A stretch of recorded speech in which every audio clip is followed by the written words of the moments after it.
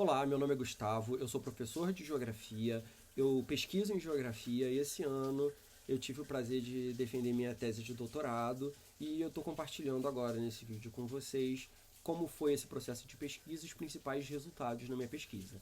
Então eu estou tentando aqui utilizar uma linguagem que respeita aí o rigor conceitual que eu busquei durante essa pesquisa de doutorado, mas que eu tento aproximar a um público que não seja um público também da geografia. Então, por isso que esse vídeo está um pouquinho grande, eu procurei esmiuçar bastante as coisas para tornar esse conhecimento, para poder compartilhar esse conhecimento que eu fui construindo ao longo dos 4 anos de doutorado da forma mais acessível possível. Então, obrigado por me acompanharem e é um prazer compartilhar isso com vocês. Bom, o primeiro slide da minha defesa ele vai trazer algumas informações bem importantes, como o título, né? A estratégia espacial da Igreja Universal do Reino de Deus na África, África do Sul, Angola e Moçambique. Então, né, a gente vai investigar durante essa pesquisa de doutorado as estratégias que a Igreja Universal utiliza para expandir a sua rede de templos no continente africano. E esses 3 países não estão por acaso, né? Eles estão em ordem decrescente porque são os 3 países africanos que possuem mais templos da Igreja Universal. Em ordem decrescente, né? A África do Sul é a que mais possui, seguida por Angola e depois Moçambique. Aí tem o nome da minha orientadora, que foi uma honra ter sido orientado por ela. É alguém que conhece muito o ofício de pesquisa, sabe muito sobre pesquisa em geografia e compartilhou isso comigo aí com leituras e orientações muito atentas, muito generosas. E a minha banca, né? Também fiquei muito feliz com a composição da minha banca porque ela acompanha a minha trajetória acadêmica.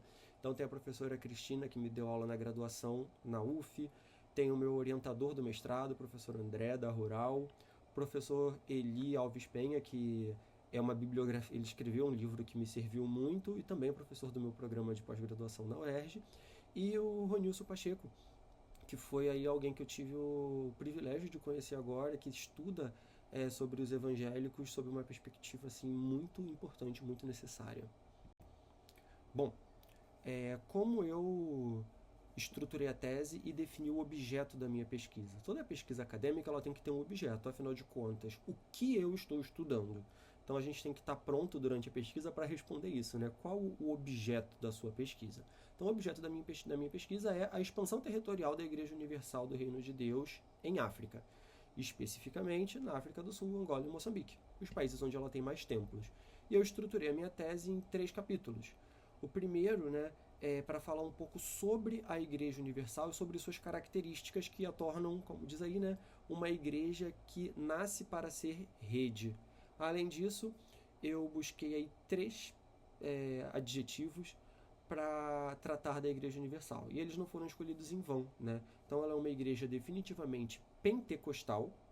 Então, quando a gente pensa, né, a gente passa pela Reforma Protestante, todos os desdobramentos da Reforma Protestante, o surgimento do pentecostalismo nos Estados Unidos, que vai trazer aí toda uma carga da herança, de heranças, né, culturais e de heranças de manifestações religiosas das religiões de matriz afro.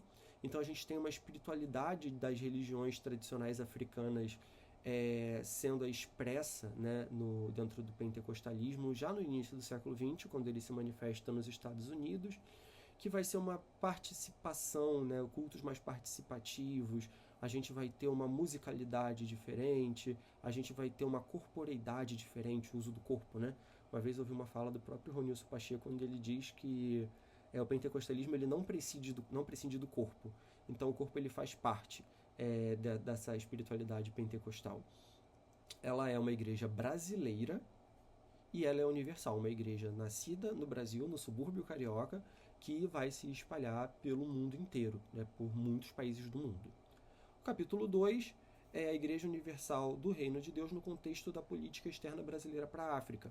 Então aqui eu aproveito muita coisa que eu desenvolvi na minha pesquisa de mestrado e trago muitas novidades de novas leituras que eu fui fazendo sobre as relações políticas entre Brasil e África, né? Quando a gente vai vendo que, na verdade, é como se fosse um pêndulo que aproxima e afasta o Brasil do continente africano ao longo da sua história.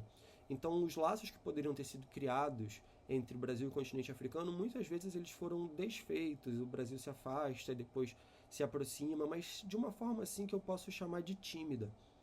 Vai ser durante os primeiros governos do Lula que a gente vai ter uma aproximação um tanto mais efetiva do Brasil com a África, né? E aí eu destaco o âmbito das relações de cooperação internacional, dessas relações de cooperação internacional para o desenvolvimento Sul-Sul, entre países do Sul econômico global. Ou seja, aqueles países que não são o Norte global. O Norte global a gente pode entender de várias formas, não vou me aprofundar muito nisso, mas a gente pode entender o Norte como aqueles países que possuem um desenvolvimento econômico baseado em tecnologias mais modernas, países que possuem uma economia que vai gerar dependência em outras economias ao redor do mundo, países que enriquecem muito à medida que exploram outros países, e exemplos dos Estados Unidos, os países da União Europeia, Reino Unido, Japão, como países do norte, e países do sul, os países que eles vão sofrer com os piores efeitos da economia capitalista globalizada. Então a gente vai ter os países da América Latina, os países africanos, muitos países asiáticos, alguns da Oceania, por exemplo. Capítulo 3, o avanço da rede da Igreja Universal sobre a África e os casos da África do Sul, Angola e Moçambique. Então esse é o capítulo 3, ele é o coração da pesquisa, né? Ele é o núcleo da pesquisa que vai trazer aí as principais descobertas, os principais resultados. Bom, a hipótese ela é uma resposta provisória à nossa pergunta. Então a pergunta, a minha questão de pesquisa, ela vai ser quais as estratégias da Igreja Universal do Reino de Deus para expandir sua rede de templos no continente africano, sobretudo África do Sul, Angola e Moçambique. E a hipótese que as minhas primeiras leituras me possibilitaram criar é essa. A Igreja Universal, assim como outras igrejas pentecostais, se difunde espacialmente de forma espontânea e flexível, com maior intensidade em espaços mais urbanizados e entre pessoas mais empobrecidas. Contudo, a Universal não renuncia à rigidez da sua hierarquia, cujo poder centraliza na cúpula brasileira da instituição liderada pelo bispo Edir Macedo. Então, essa oposição entre o espontâneo e flexível e entre o rígido e o hierárquico, isso vem muito do trabalho da minha orientadora. A dissertação de mestrado dela me ajudou muito. Ela falava sobre a Assembleia de Deus em Niterói. Então era uma outra igreja e uma outra escala. E eu vim trazendo isso, atualizando um pouco, né, adaptando a minha temática e a escala em que eu trabalho. E quando a gente fala no espontâneo e flexível, é sobre a flexibilidade de abrir novos núcleos para a igreja começar a funcionar. Então, em muitos lugares, a Igreja Universal ela começa a operar, assim como em outras igrejas pentecostais, num salão de convenções de um hotel, ou ela vai começar a operar num galpão, ela vai começar a operar em uma série de lugares. Então existe essa flexibilidade típica do pentecostalismo da igreja aí se espalhando de uma forma mais flexível. Então o próprio pastor ele vai lá, ele encontra um terreno, ele encontra um espaço que vai alugar ou que ele vai adquirir. Então tem uma certa flexibilidade para essa primeira e uma certa espontaneidade para essa primeira etapa de expansão. Agora, a rigidez é todo o acompanhamento. E a Igreja Universal, fui vendo ao longo da minha pesquisa, que o aspecto hierárquico e rígido, ele se sobrepõe, ele é bem mais forte, ele é bem mais pesado do que esse aspecto espontâneo e flexível. Então, muitas vezes, em países africanos, a gente tem os relatos de que o pastor chegou lá, achou um terreno e alugou. Achou um cinema desativado, alugou. Comprou um determinado terreno. Então, você tem, sim, uma certa flexibilidade, né? Tanto aqui no Brasil quanto fora do país. Mas o acompanhamento hierárquico, a tomada de decisões, o fluxo de decisões, ele é extremamente rígido. Então, eu diria que entre o espontâneo e flexível e o rígido e hierárquico que convivem, o que se impõe mais é o rígido e hierárquico. Além disso, a Igreja mobiliza sua influência na agenda brasileira para a África, sobretudo África do Sul, Angola e Moçambique, a fim de criar condições tão favoráveis e tão seguras quanto possível para sua operação, e lança mão de obras de caridade e de sua presença nos meios de comunicação para ampliar sua presença no exterior. Então a gente vai perceber o seguinte, que a Igreja Universal ela participa da política, né? Ela apoiou, por exemplo, a candidatura da Dilma Rousseff, em seguida apoiou a candidatura do Bolsonaro. Então a gente nota que a igreja ela vai oscilando, buscando sempre uma proximidade ao poder, de forma a garantir que vai poder mobilizar, né? Aí no caso eu falei do executivo, mas a igreja também tem uma bancada grande de deputados federais, a gente vai ver isso mais adiante. A igreja ela vai sempre mobilizar esse aspecto político para se aproveitar de boas relações entre o Brasil e outros países, e isso ficou muito claro quando houve o escândalo em Angola, quando as lideranças brasileiras elas foram expulsas de Angola e a igreja passou por um período a ser comandada por lideranças angolanas. Não é que a igreja tenha sido expulsa de Angola nesse escândalo, mas as lideranças da Universal que assumiram o poder foram as lideranças angolanas. Né? Existe um histórico de que a Igreja Universal ela limita muito a ascensão e que ela tem e há muitos relatos de que os pastores brasileiros eles desfrutam de certos privilégios, enquanto os pastores africanos eles vão ter menores salários, vão ter menos benefícios, digamos, trabalhistas, e eles vão ter uma dificuldade absurda de ascender. Então eles vão ser vistos como pastores de segunda classe. Eles não ascendem na hierarquia da igreja. E isso gerou muitas revoltas em muitos países. Então a gente vai falar das obras de caridade. Então a Igreja Universal, às vezes até de forma contraditória, mas ela vai, como num caso na África do Sul, em que houve um projeto de combate à disseminação do vírus HIV, e a igreja ela escolheu um público muito específico para distribuir preservativos, isso foi bem mal visto, mas a igreja ela tem uma série de projetos de caridade, o que ajuda a ter uma imagem mais legitimada pela opinião pública. E também presença nos meios de comunicação. Assim como no Brasil a gente tem a Rede Record, que é uma emissora muito poderosa, muito grande, a gente vai ter também uma TV em Moçambique, da Igreja Universal, e nos países em que a igreja não tem a possibilidade de ter um canal na TV aberta, ela vai ter presença forte no rádio, ela vai distribuir seus jornais, ela vai estar na TV por assinatura, por satélite, e assim por diante. Acrescentamos que a Igreja Universal faz uma leitura atenta dos contextos locais, o que inclui referências religiosas existentes, as principais demandas da população mais vulnerabilizada socioeconomicamente e o quantitativo de potenciais fiéis. Então a Igreja Universal ela tem um potencial de adaptação. A Igreja Universal, a gente vai falar um pouco dessa teologia da Igreja Universal mais adiante, que a Igreja Universal ela vai se basear aí nos pilares do que a gente chama de neopentecostalismo, que vão ser a teologia da guerra espiritual, que é sempre enfrentar o demônio, essa luta constante contra o demônio, que é quem prejudica a sua saúde, que é quem te prejudica na carreira, que é quem prejudica suas finanças, seu casamento. Então é sempre estar em guerra contra esse demônio, de modo que, além de vencer esse demônio, você precisa fazer constantes upgrades. Então você precisa sempre se aprimorar nessa luta constante contra o demônio, e vai ser a igreja que vai te instrumentalizar para ser bem sucedido nessa luta contra o demônio. E a outra é a teologia da prosperidade, que vai dizer que a recompensa para o bom cristão ela está na vida terrena.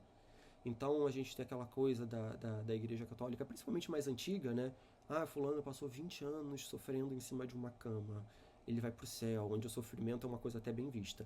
Na teologia da prosperidade, não. Né? Os sinais da bênção, eles vêm durante a vida. Então o enriquecimento, a saúde, a felicidade, bons relacionamentos conjugais, familiares. Então a prosperidade ela é algo a ser perseguido pelo fiel na sua vida terrena como sinal de que ele é um bom cristão. Existe também a teologia do domínio, não abordei ela durante a minha pesquisa, mas tem crescido muito a discussão sobre ela.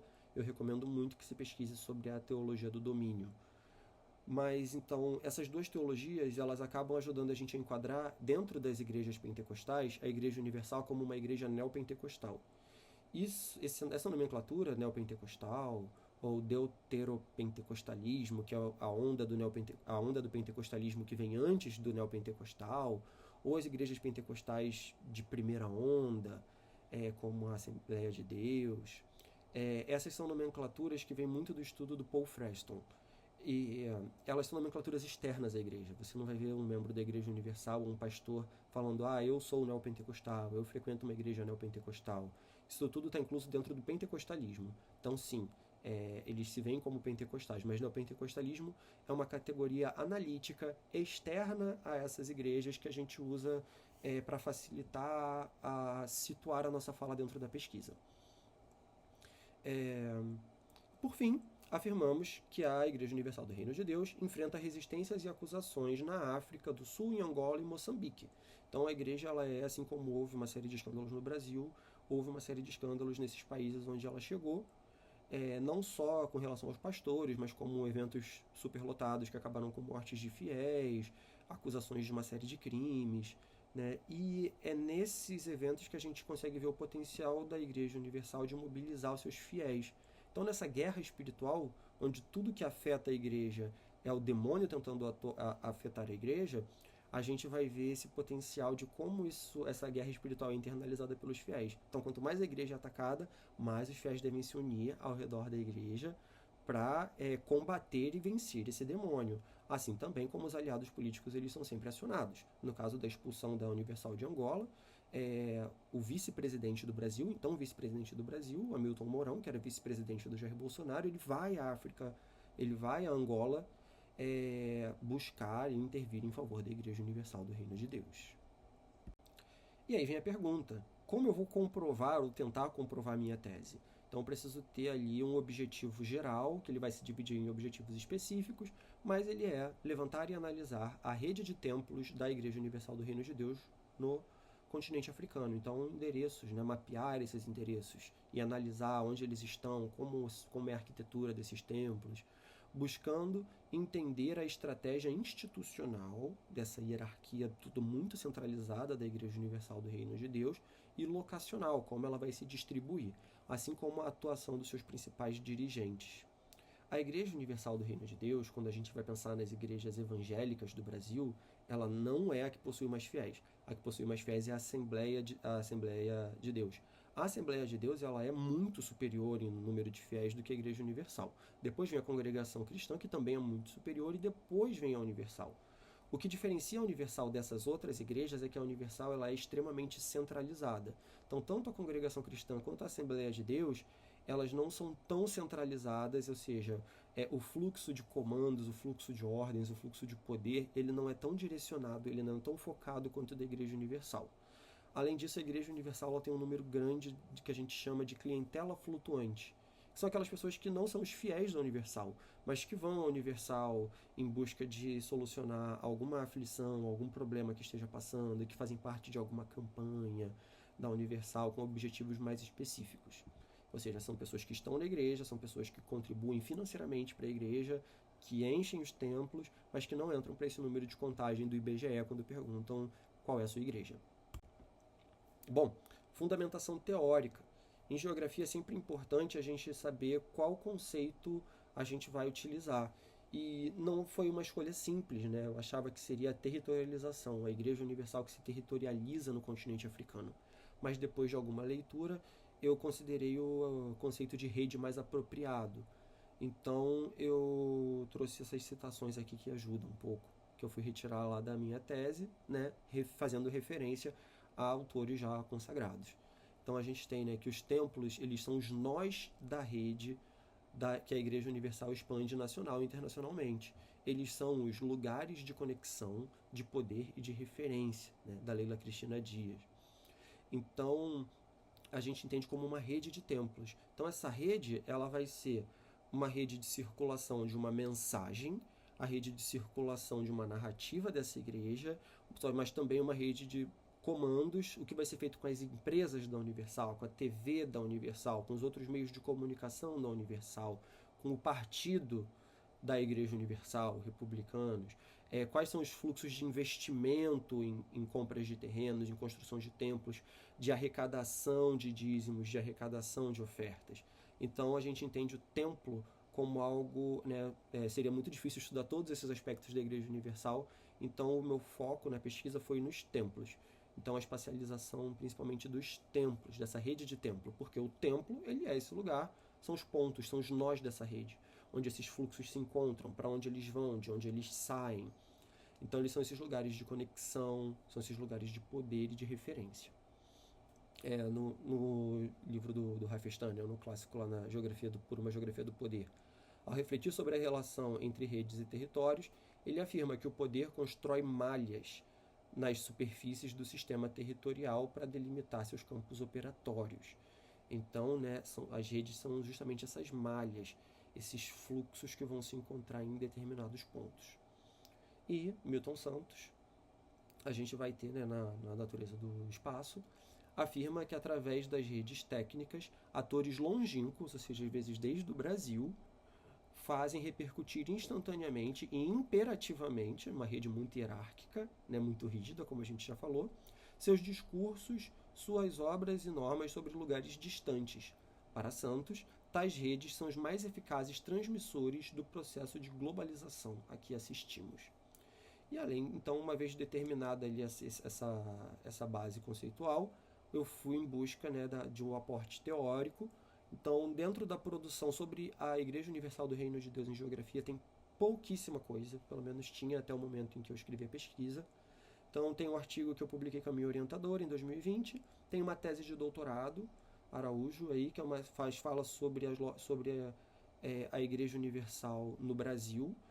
Tem também a dissertação, né, Leite 2019, também fala sobre a Igreja Universal no Brasil e que me ajudou muito também esse trabalho. E tem também essa monografia de conclusão de curso de graduação, Braga, que também foi de ajuda. Mas, assim, não é uma produção muito grande. E nenhuma delas fala sobre a África, falam todas sobre o contexto brasileiro. E sobre a Universal na África, eu fui a outros campos do conhecimento. Então, tem sociólogos, antropólogos, teólogos que foram aí me ajudando muito nesse processo. Então, estão aí referidos. Bom, aspectos metodológicos.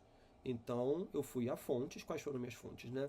A produção acadêmica publicada em livros e periódicos sobre a Igreja Universal do Reino de Deus, principalmente no continente africano, né? Sobre a atuação dessa igreja no continente africano. Matérias jornalísticas sobre a Igreja Universal do Reino de Deus. Então, também foi esse resgate. Dados disponibilizados pela própria Igreja Universal do Reino de Deus. Difícil, pessoal, porque a Igreja Universal, ela não torna muita coisa pública, tem muita coisa obscura, muita coisa só vai sair diante de processos, e aí diante do processo alguns dados precisam ser divulgados, né? Estou falando de coisa judicial mesmo. E a igreja, às vezes, ela até se contradiz entre uma matéria e outra, com datas, com números.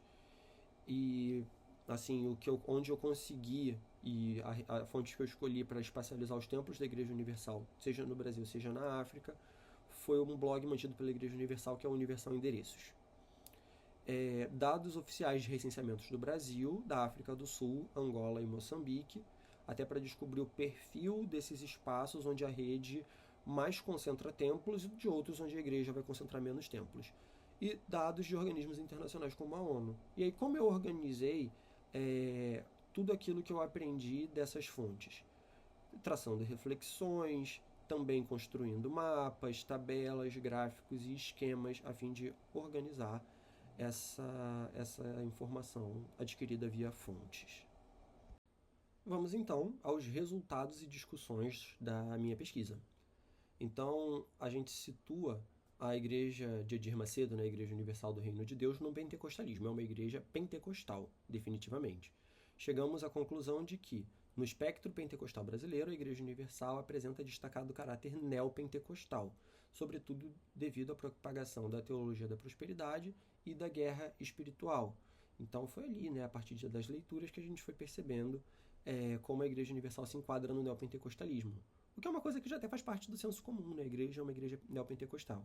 Mas aí foi preciso ir a fazer uma revisão bibliográfica sistemática para poder concluir isso de forma cientificamente responsável. Retratamos a hierarquia do clero e a dos templos iurdianos no Brasil, as quais seriam estendidas para o exterior. Então a gente pega assim essa hierarquia desde o obreiro até o Edir Macedo e traça essa hierarquia dentro do clero da Igreja Universal. e também a hierarquia dos templos, né? Então a gente vai ter templos que vão se reportar a templos numa escala espacial, numa escala hierárquica superior. Então tá aqui embaixo a hierarquia dos templos no Brasil, né? Então a gente vai ter, né, que existem templos que se reportam a outros, que se reportam a outros, formando essa pirâmide aí. Também espacializamos a rede de templos da Universal no Brasil, percebendo a concentração de seus endereços nas unidades da Federação ricas, urbanizadas e populosas do país. Contudo, a IURD cobre todos os estados brasileiros e o Distrito Federal, expressando uma tendência de cobertura territorial que se reflete nos 3 países africanos que compõem o recorte espacial desta tese. Então, o que acontece, né? Foi até algo importante de discutir isso durante a defesa, né? De explicar isso para a banca. Então, acho bom explicar aqui também. Quando eu falo em unidades da Federação Rica, eu estou falando nas que têm a maior fatia do PIB brasileiro. Aquelas cujas atividades econômicas, elas correspondem a uma parte grande das riquezas produzidas no Brasil.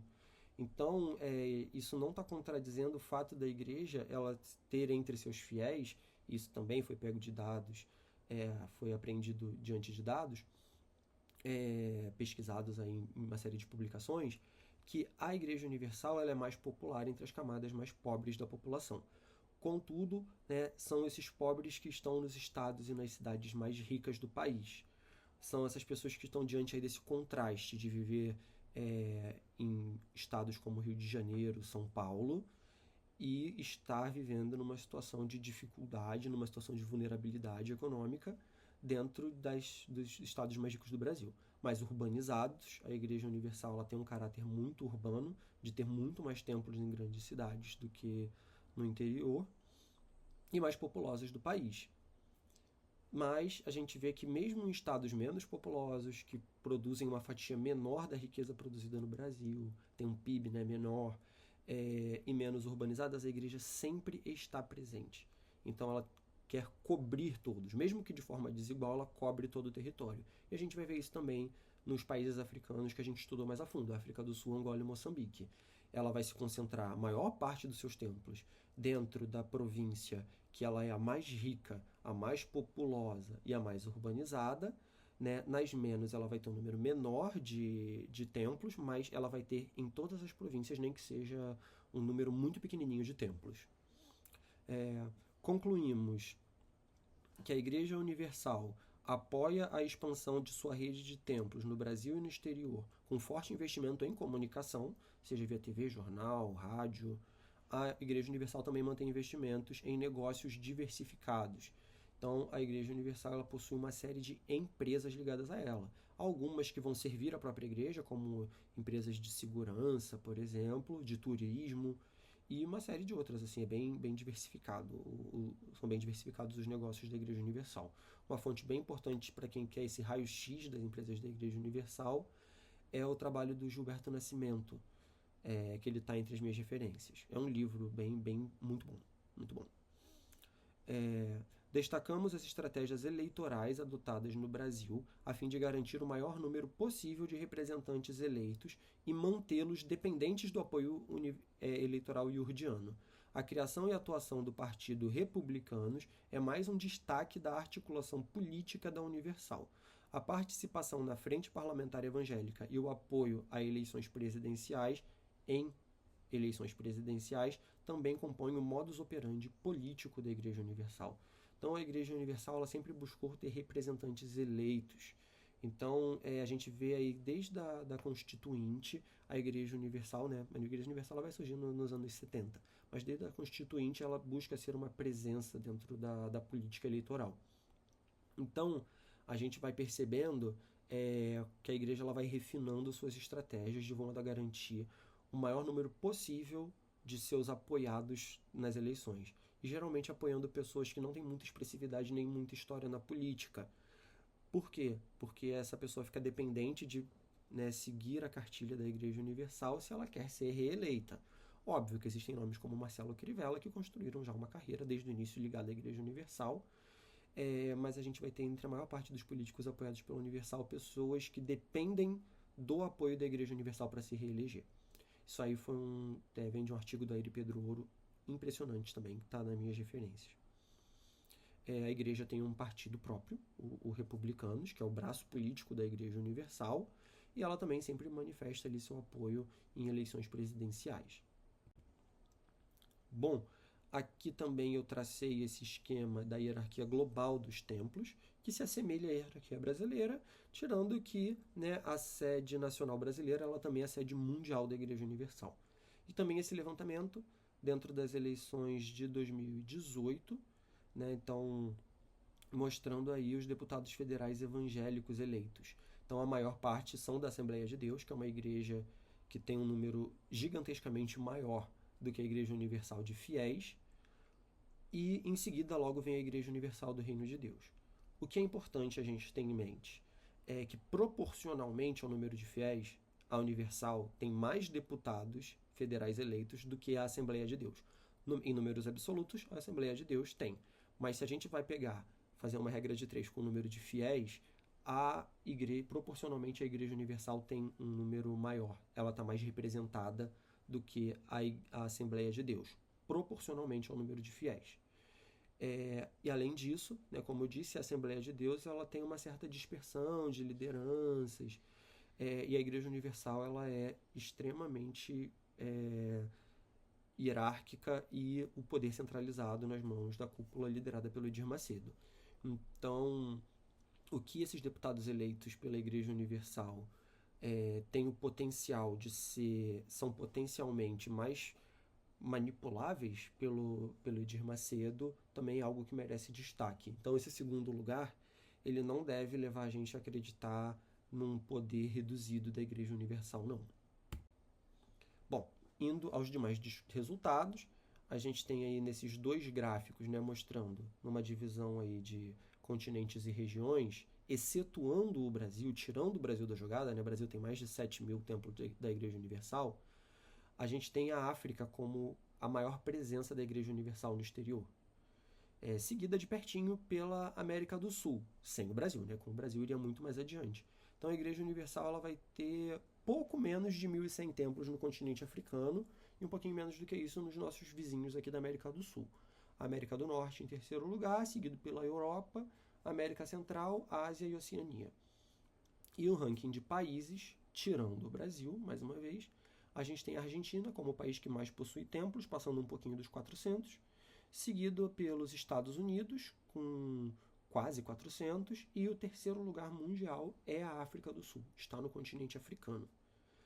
E às vezes a gente pode se perguntar, né, como essa igreja ela vai ganhar tanto poder e tanto destaque no continente africano.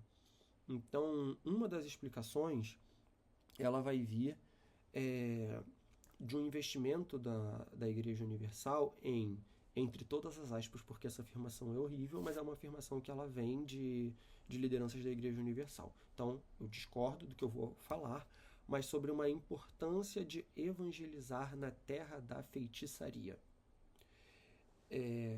Então, existe um statement político e de poder da Igreja Universal de estar nessa guerra espiritual. Como a Igreja Universal ela vai demonizar no Brasil as religiões de matriz afro, ela fazer esse enfrentamento no continente africano traz um reforço muito importante para o que acontece no Brasil.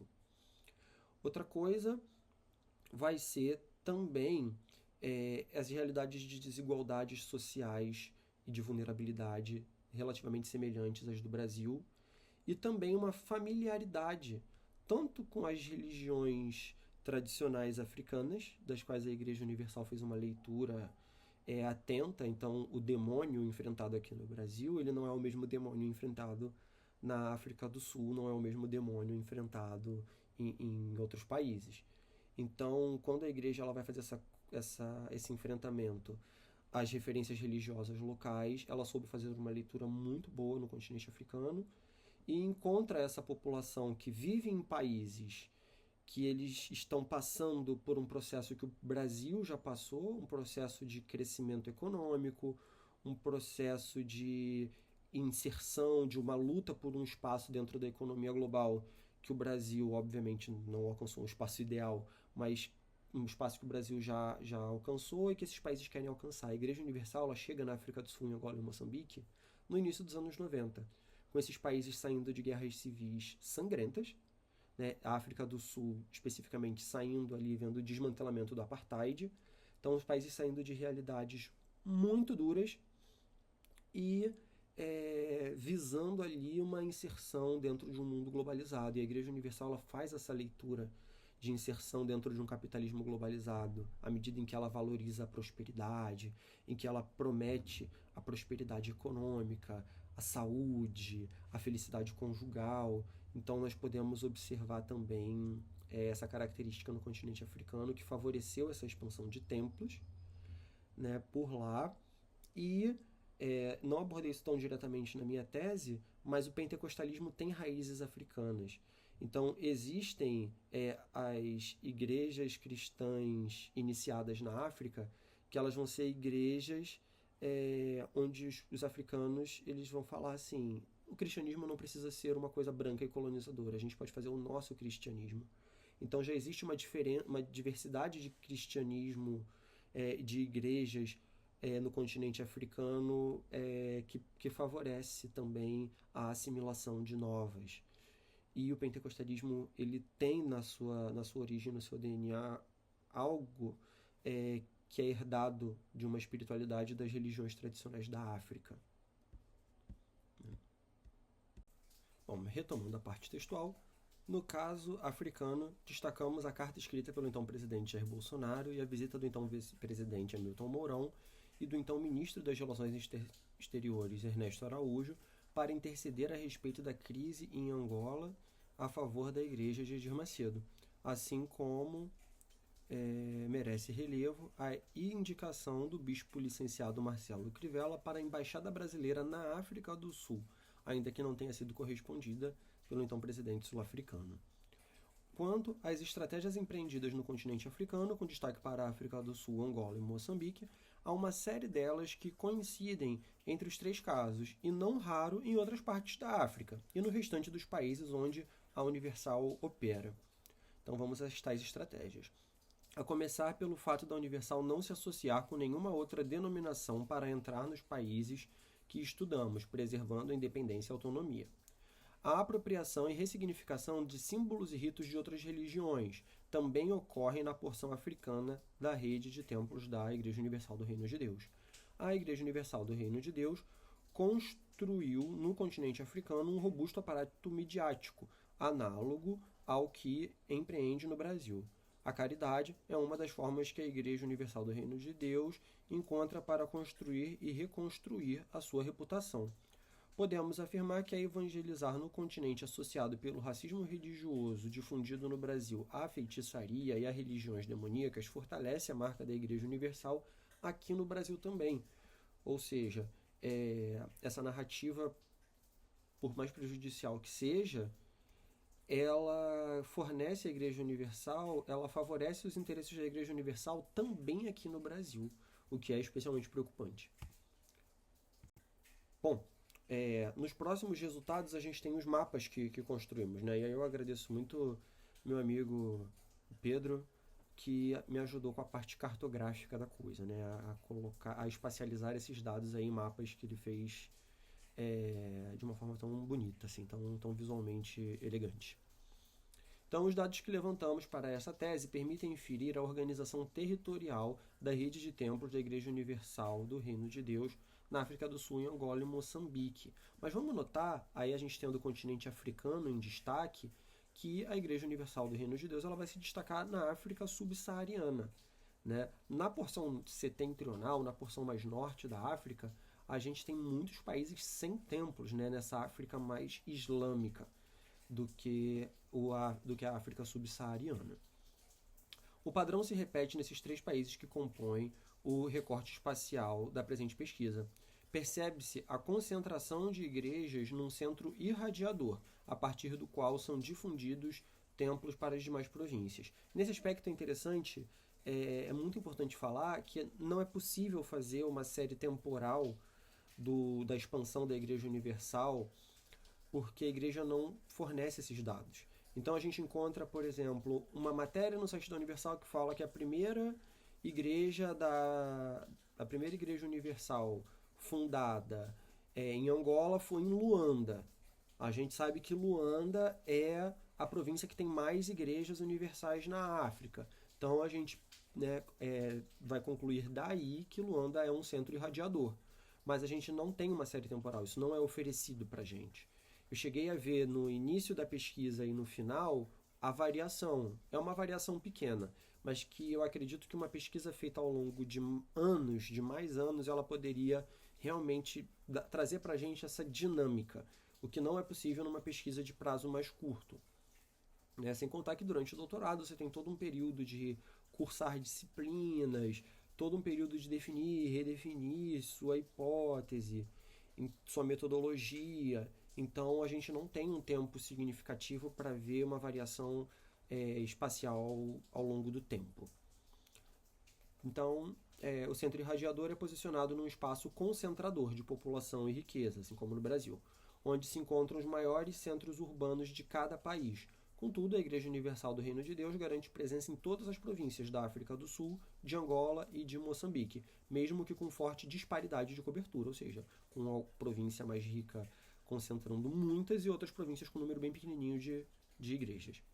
Não encontramos uma relação direta entre população absoluta e ou densidade demográfica e ou participação do PIB nacional com o quantitativo de templos para todas as províncias em nenhum dos três países.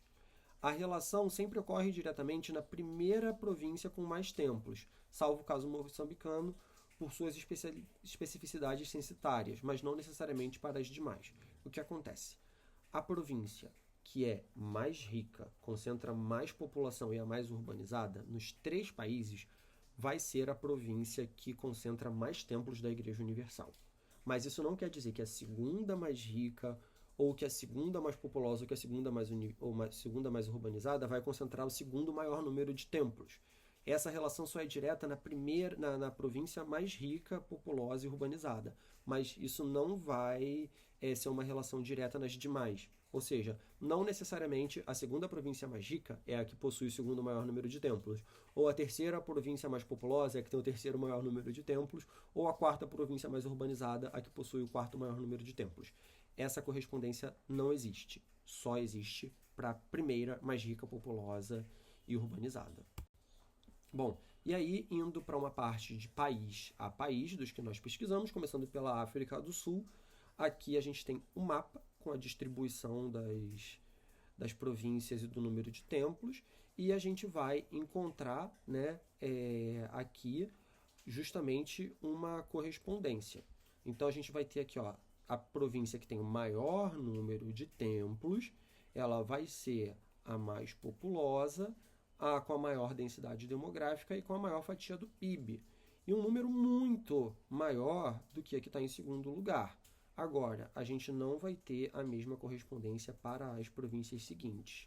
Então a gente vai ver que a gente tem províncias com apenas. A gente tem com mais Gauteng, que é a que tem 131 templos. Olha a diferença para Northern Cape e para Limpopo com apenas 8 templos. Então é uma cobertura, a distribuição ela é bastante concentrada, é bastante desigual. No caso angolano, então a gente vai ter Luanda também com 155 templos. Agora, olha aqui, Benguela com um número muito menor, apenas 25 templos.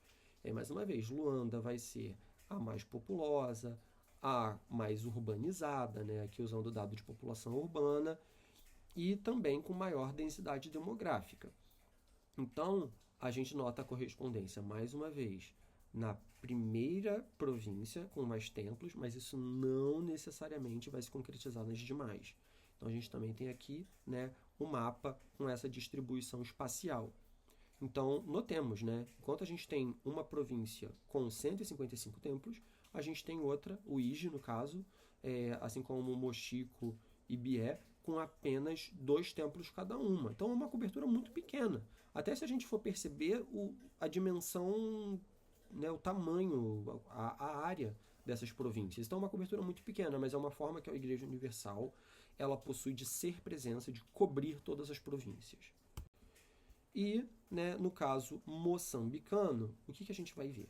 A gente tem uma província de Maputo e a gente tem a cidade de Maputo.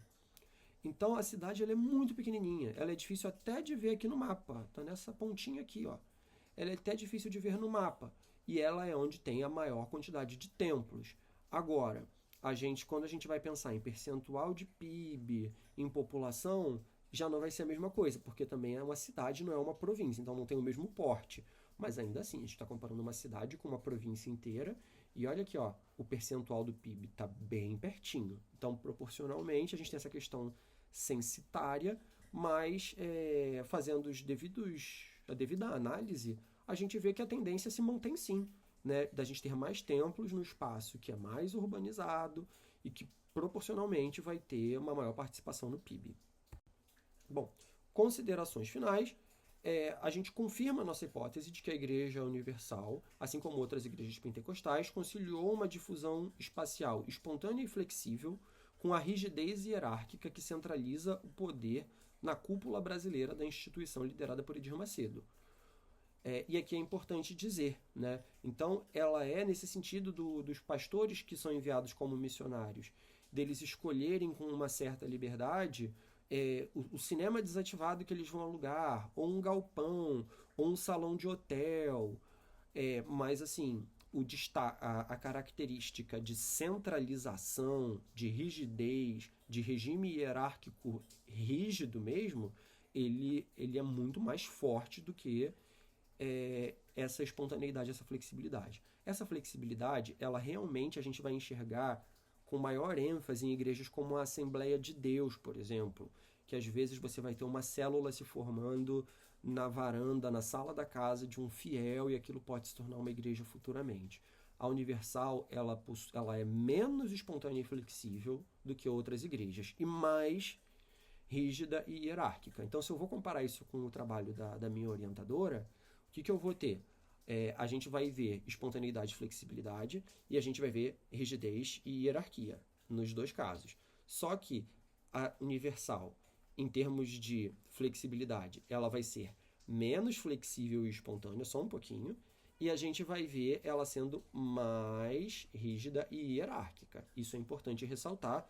Foi algo que a banca quis me ouvir a respeito, então acho que também é bom deixar aqui bem claro. Outra semelhança com outras igrejas pentecostais é a predominância de templos em espaços urbanizados. A flexibilidade e a espontaneidade ficam marcadas pela autonomia dos missionários que, a partir do reconhecimento inicial dos contextos espaciais, selecionam onde realizar as primeiras reuniões, alugando galpões, cinemas antigos e afins.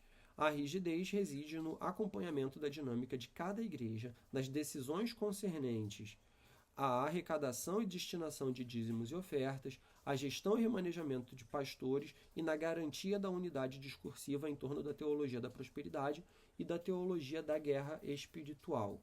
Então, ela aí, né, comparada a outras igrejas de grande expressão, ela consegue ter uma unidade muito mais destacada, muito mais acentuada. A expansão da rede de templos e de influência da Igreja Universal do Reino de Deus no continente africano acompanha a fronteira de expansão do capitalismo globalizado. Então é um dos motivos dela ser tão forte no continente africano. A gente percebe que o continente africano ele está justamente nessa frente de expansão do capitalismo globalizado. Esses países eles estão tendo suas economias voltadas cada vez mais integradas à economia capitalista globalizada. O que não quer dizer que esses países não participavam. A África nunca foi uma periferia. A África sempre foi estratégica para os interesses de todas as potências. Fosse durante as colonizações, fosse durante a escravização de pessoas africanas no continente americano, fosse durante os impérios europeus que se alastraram pela África, fosse diante da extração de recursos naturais, fosse diante de uma guerra por procuração realizada durante a Guerra Fria, o continente africano nunca esteve à parte. A questão é que o continente africano ele sempre pagou, ele sempre foi expropriado pelo desenvolvimento das grandes potências capitalistas. Isso continua acontecendo, mas sob uma nova lógica. Uma lógica que você não precisa mais de uma ocupação territorial, mas que você precisa de juros de dívidas, você precisa criar dependência tecnológica. Então o continente africano ele se torna decisivo. E atualmente ainda mais decisivo. A gente tem investimentos massivos da China, por exemplo, no continente africano. Então é um continente que ele se torna, mais uma vez, chave. E ele está se adequando cada vez mais a esse capitalismo globalizado, por mais problemático que ele seja.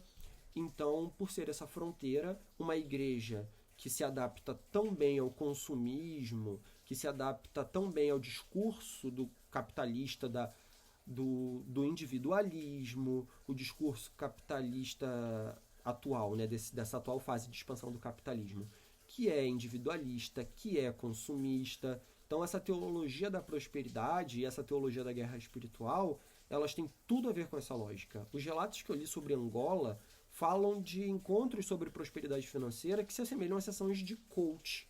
Então é como se você tivesse ali um incentivo grande ao empreendedorismo, à meritocracia. Então é uma igreja muito atenta, é uma igreja que fez uma leitura muito eficiente, que se aproveita muito do atual estágio e fala a mesma língua do capitalismo globalizado em que o continente africano está ingressando. Então, isso é importante. É um contexto de mudança em que as camadas marginalizadas das populações desses 3 países buscam ascensão social e econômica diante de rápidas transformações socioespaciais e culturais neste contexto de mudanças, incertezas e feridas históricas. A Universal vê a oportunidade de oferecer a sua mensagem e ferramenta às pessoas. Bom, minha lista de referências, ela está na minha tese também, eu vou deixar o link na descrição, e quem quiser também dar um print, ampliar a tela, fique à vontade. Os principais sites que eu consultei, e meu agradecimento por você que esteve aí nesses 50 e pouquinhos minutos acompanhando a minha pesquisa. Muito obrigado e caso queira entrar em contato, está aí meu e-mail. Um abraço.